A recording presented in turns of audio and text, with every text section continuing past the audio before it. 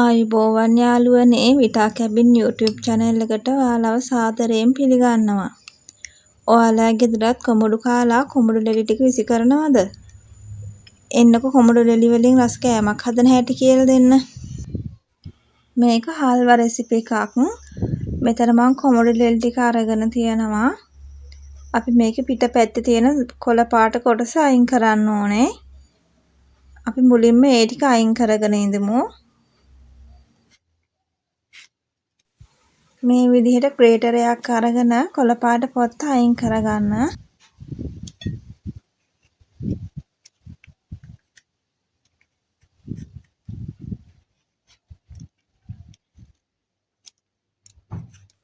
ඊළඟට අපි මේ කොමඩු පොත්ත ටික ග්‍රේටරේ මේ විදිහට හීනියටම ගා ගන්නවා.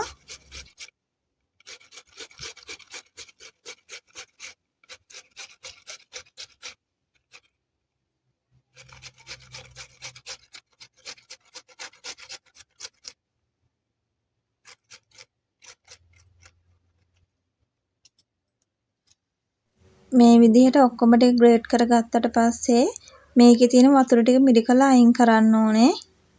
මේ විදිහට අතෙන් මිරික ගන්නත් පුළුවන්. ඔයාලට පුළුවන් නම් රෙදි කෑල්ලකට දාලා මේක මිරිකලා අයින් කරගන්නත් පුළුවන්.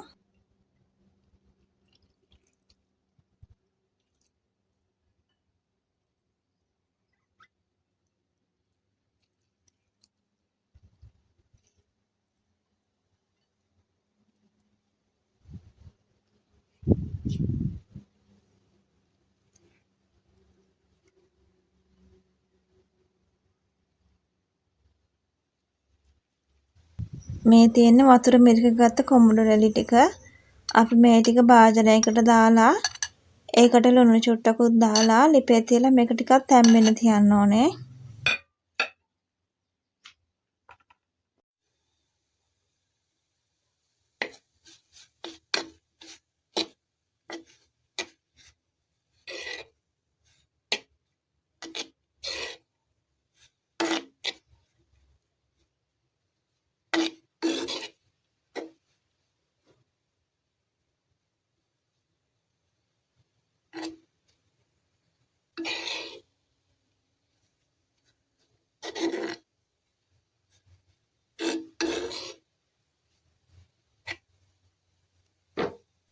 ඊළඟට මම මේකට සීනි මේස හැඳි 3ක් එකතු කරගන්නවා.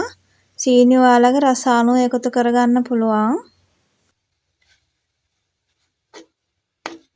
ඊළඟට සීනි ටික දිය වෙලා කොමඩු රෙලි ටික තැම්බෙන්න අපි මේක පියනකින් වහලා තියනවා. විනාඩි 10ක් විතර වහලා තියන්න. අපි මේක මද ගින්දරේ තමයි උයාගන්නේ. දැන් මේ විනාඩි 10කට පස්සේ තාම තෙත ගතිය තියෙනවා. මේ වෙලාවේ මම මේකට එළඟ තෙල් ටිකක් එකතු කරගන්නවා. එකතු කරගෙන හොඳට කලවම් කරගන්නවා. ඊළඟට තලාගත්ත එනසල් ඇට දෙකක් එකතු කරගන්නවා. මේකෙන් හොඳ රසයක් වගේම සුවඳක් එකතු වෙනවා මේ හල්වා එකට. ඊළඟට මම මේකට රට කජු ටිකක් එකතු කරනවා. ඔයාලට කජු හරි ආමන්ඩ් හරි තියෙනවා නම් ඒවා එකතු කරගන්න පුළුවන්. ඊළඟට මේ තවත් විනාඩි 3කට විතර පස්සේ දැන් මේක ඔක්කොම එක ගුලියක් වගේ එකතු වෙනවා. ඒ වෙලාවට රස්නෙම ඔයාලා මේක භාජනයකට අයින් කරගන්න.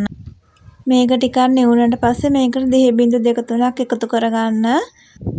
ඒකෙන් තමයි මේකේ හරිම රස එන්නේ. මම දෙහි එකතු කරගන්න ටික වීඩියෝ වෙලා නැහැ. ඊට පස්සේ කොමඩු ලෙලි විසි කරන්නේ නැතුව මේ වගේ රස කෑම එකක් හදලා බලන්න. මේක කොමඩු ලෙලි වලින්ද හැදුවේ කියලා හිතා ගන්න බෑ. ඒ තරම් රසයි. ඔයාලත් ගෙදරදී try කරලා බලන්න. අලුත් රෙසිපි එකකින් හමු වෙමු. ගිහින් එන්නම්.